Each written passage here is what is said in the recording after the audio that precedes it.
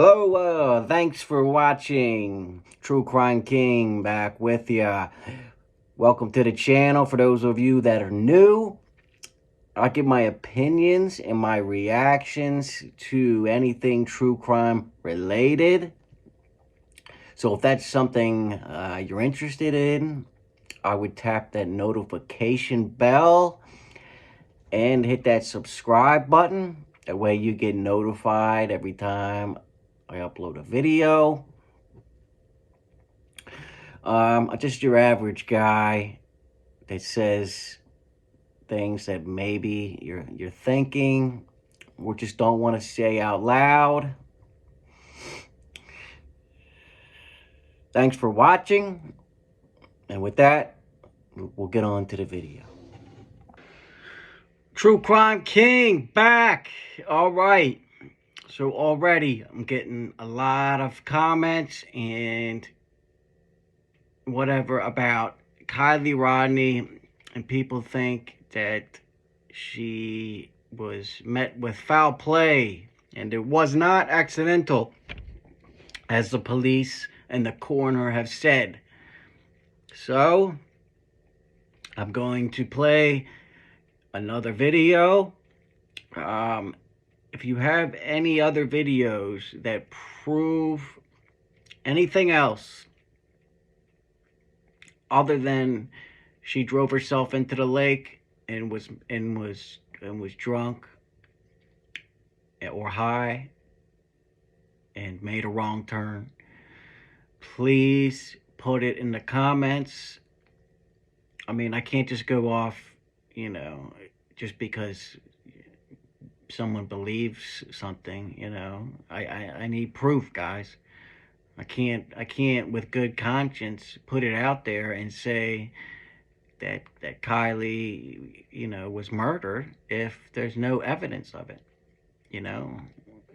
So don't get mad at me. I'm just putting out there what I'm seeing and what I believe. But my mind is open. I'm unbiased. So if anybody has any proof, please comment or email it to me. My email's in the description. Anytime. But anyway, let's get on with this new video, Kiely Rodni. We want to focus right now on a major update in the case of Kiely Rodni. Now, we've talked about this tragic story on Sidebar before. This is the 16-year-old from California who was found dead in her submerged SUV. Now, remember, this is not some random YouTuber like speculating. This is a major news network presenting facts, okay? So just want to make sure everybody's clear on that. These are facts. On August 21st of this year, this was 15 days after she was reported missing. And she was actually discovered by the dive team Adventures with Purpose. We also had the opportunity to speak with them here on Sidebar. Now, we know now Adventures with Purpose is going through a big scandal. I'm not going to get into that. But at this time when she found the body, the scandal was not in place. So, as well, her disappearance had garnered very much widespread attention across the country. Hundreds of volunteers scoured thousands of acres of California, and he actually moved into Nevada as well. The FBI got involved, and there was a thought that she was abducted, that there was foul play. Well, now the autopsy report has... Okay, the autopsy report. This is it. This is... let's hear what she said, that the autopsy says. Been, or I should say, not quite released, but at least revealed, or the findings of it have been revealed. And we want to talk about it. So I'm joined right now by forensic death investigator from Jacksonville State University, Joseph Scott Morgan, who is also the host of the Body Bags podcast and one of my favorite people to talk to. Joseph, good to see you, and thanks for coming on. Hey, no worries, buddy. Now, this guy's an expert, okay? Good to be with you. Now, let's first start off. There hasn't been you haven't had a copy of the autopsy report, right? So we are kind of limited in what we can understand. But what authorities are saying is that the autopsy has revealed this to be accidental drowning. What was your reaction to that, and how do we know that? Well, obviously there were findings at the autopsy that would have given them an indication that this young woman would have drowned. And you know, just so that we understand, one of the things we look for at autopsy, particularly when we find bodies that are submerged, are going to be the weight of the lungs. There's a standard weight dependent upon the person's size. And for her, she's roughly 16 years of age, slightly built, and there's an expectation she's going to fall within certain ranges, and that is the weight of her lungs. This is something that's long established. So when you begin to get up into those higher estimates, that is one indicator regarding weighted lungs, where the lungs are heavily congested, and there's indication that she would have been in respiratory failure as a result of being in this aquatic environment. So my question to you guys, right? Miss Josie, Butterfly. Here's my question: If she drowned, which we now know that was her cause of death, drowning, right? How would she have been murdered, right? I mean, let's say somebody, you know, she wasn't tied up. I mean, let's say somebody drove her into the lake. Okay, just somebody else was driving, drove her into the lake, and she was either in the passenger or the back seat, and then somehow the driver got out, right? I mean, why didn't she get out then? I mean, I don't know. That's part of it. Now you can wind up drowning in any number of ways, and that doesn't necessarily mean that just because you're drowned that it's an accidental death. However, I mean, if someone else was driving, they wouldn't have been able to get out unless the window was rolled down, right? Because you can't open the door when water is rushing in. You can't. The force is too great however, there until the car is totally underwater. And it's pitch black dark out there, right? was not any other indication on the part of the ME to give them pause to think that this is anything other than an accidental death. And so listeners understand, we in the medical legal community go in with the working assumption that every death, and I mean every death, I don't care how benign it might appear on the surface, every death is a homicide. Yeah, so what he's saying, they are going in thinking that it's a homicide, and they're letting the evidence take them until there's nothing else left to believe other than, without a reasonable, there is no doubt that it was an accidental drowning. Is basically what I'm saying. But like I said, if you guys have proof, otherwise, some kind of facts, I'll be more than happy to share them. But I can't just go off speculation, Until proven otherwise, because you can't unring the bell, to use one of those lawyer terms you guys like to use. You can't unring it. You can't go back and get a do-over. So they kind of tick the boxes relative to this, and that's what they came up with. I'm very, very curious to read the full autopsy report. Let's get into this. So you said that there are not other outward signs to indicate foul play, that this was murder. I want to get into that because her body was bloated, it was livid, it was decomposing, so much so that it couldn't be identified due to the decomposition that was present on the face. Now, it's indicated that there were no signs of significant external or internal injuries. From a layperson's point of view, I'm thinking, well, if there is this level of decomposition and damage to the body, maybe there were injuries, but we just can't see it. Maybe she was harmed, but we can't see it. Am I totally off here? No, absolutely not. And that's certainly something that we take into consideration. And you begin to kind of, when decomposition manifests, sometimes it can mask underlying injury, and you're right on target. We've been hanging out long enough together, obviously, Jesse. So that's part of it, and you have to be very careful. You're going to take. I'm not saying you're not careful in every single autopsy, but you have to take more care with a decomp autopsy, because things can have a tendency to be hidden from you. And in this case, they would have looked at. Let me see if I can explain this in kind of kinder terms. The body, there will be a certain amount of discoloration with the body as a result of decomposition.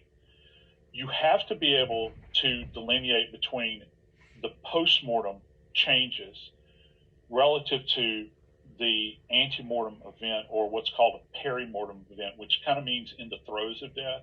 So what you would be looking for is to kind of suss out exactly whether there are any focal areas of hemorrhage. Is there any sign that her body, as a result of some kind of external injury, was reacting through hemorrhage? That's one of the things that you look for. Yeah, so she wasn't shot. She wasn't hit with anything. There was no marks on, saying that this could have been foul play. I mean, so if someone murdered her, how did they do it? You know, I'm just asking the question. And then you have to marry that up with what you know about decomposition. She wasn't tied up. I mean, all we know for sure is she left the party. One of her friends said that she definitely couldn't have drove if she left the party, but apparently she did drive. She stopped at that intersection for 14 seconds, probably deciding on which way to go, because she probably was so drunk. She didn't. Your senses are all messed up, and she made that left to go straight into the reservoir instead of going right. That's at this moment in time that I have to believe that, because I don't see any other evidence, telling me otherwise. That's all I'm saying.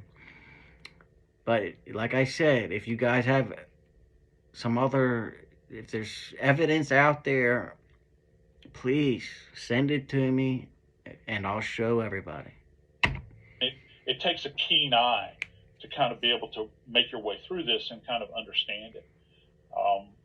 I found it interesting what little I know about the case is that she was obviously unbelted, because she was essentially found in the rear of the vehicle, one shoe on, one shoe off.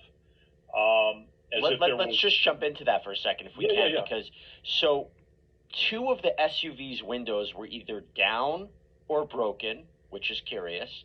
And as you said, she was found in the rear cargo compartment of the SUV with her right leg against the pillar of the back seat and resting near the headrest. So now I'm wondering, again, A, foul play, or B, is this somebody who was trying to escape? Okay, hold on. So, two of the windows were down or broken. So that is kind of odd. Why, if the windows were down or broken, doesn't matter, why wouldn't she have just swam out the window? Unless it was just pitch black dark and she was so disoriented, that she couldn't find her way out to the window. And her being unbuckled makes sense because even if, let's say, she was buckled, once she hit the water, if I hit the water, I'm gonna unbuckle myself and try and get out of the fucking car, right? So that makes sense. But what doesn't make sense is two of the windows were down. Why didn't she swim out the window? Right? Yeah, and that gives you an indication of potential disorientation. One other point we have to make here is that the vehicle was inverted. So the vehicle is essentially either. Oh, okay. So that now it makes sense. So the vehicle's upside down, right? So and the water's rushing in. So the water's gonna be pushing her in. She's not gonna be able to get out until the car is totally filled up with water. And who knows? By that time, she might have been drowning by then. Almost completely on its top or kind of listing toward that way. There's that grainy screen capture.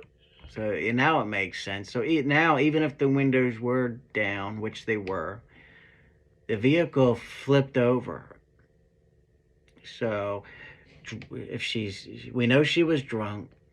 Then once that vehicle flips, and it's pitch black dark. I mean, the headlights, they're not going to do any good because they're facing out, they're facing forward. So it's going to be pitch black dark. So she's not going to be able to see anything. So now it makes more sense as to why she didn't swim out that window. You got the water rushing in. She's drunk, and she can't see. That's floating around the internet right now that they took. You can see the plate and that sort of thing. And the thing is, the vehicle is kind of dependent on the left upper side, and it's kind of hanging in there. She's in 14 feet of water, Jesse. And so there would be disorientation. Remember, this occurred at night. So there's not even, and at 14 feet, you're not going to have a lot of light down in there anyway, depending upon what the bottom is like. Is it muddy, murky, that sort of thing? Sometimes you go on dives, you can't see your hand in front of your face, depending upon the environment you're on. This is not the Caribbean, all right? So you're not going to be able to. Yeah, look at this is during the day, and look at that water during the day, and this is a camera, probably got a light on it. Now imagine pitch black dark, okay? You ain't seeing nothing. See real well. Can you imagine being, essentially diving or plunging in your vehicle into this cold water, which it was probably very cold. We're talking about in the area of Truckee, California, inverted, and then it's dark outside. You don't know, you can't even see your bubbles to see where they're going, if they're going up and that sort of thing as air is escaping. And, there's kind of a concussive event that occurs too. And I'd be really interested to know. Yeah, when she hit that water and went down, her head is, especially if she wasn't belted in when she hit the water, she's gonna hit her head on the steering wheel, or and that's gonna hurt. That's gonna disorient her even more. So it's just making the case more and more, in my opinion, that this was just a horrible accident. I'm sorry to disagree with you guys, but that's just what it's looking like to me. What her brain looked like internally, if there was any kind of indication of blunt force impact that would have been consistent with a car accident. You see that a lot. So you've got a lot going on here, and of course, there's the toxicology report as well. So, the coroner's division of the Nevada County Sheriff's Office is the one that ruled this death an accident. They indicated, the investigators, that they're still going to evaluate any additional information. Remember, the coroner and the sheriff's office ruled it an accident, but they went in with the mindset that it was a homicide. So obviously, once they found her body, the evidence led them to believe it was an accident. Okay? But, yeah, please, if you have any facts pointing to another direction, some kind of foul play, let me know. Email me or put them in the comments, okay? But I can't, make a video just because you guys believe it, I understand some of you guys feel strongly about this, but and I have no reason to say either way. I just tell the truth, and go with the facts. That's it. But until next time, guys, True Crime King is out.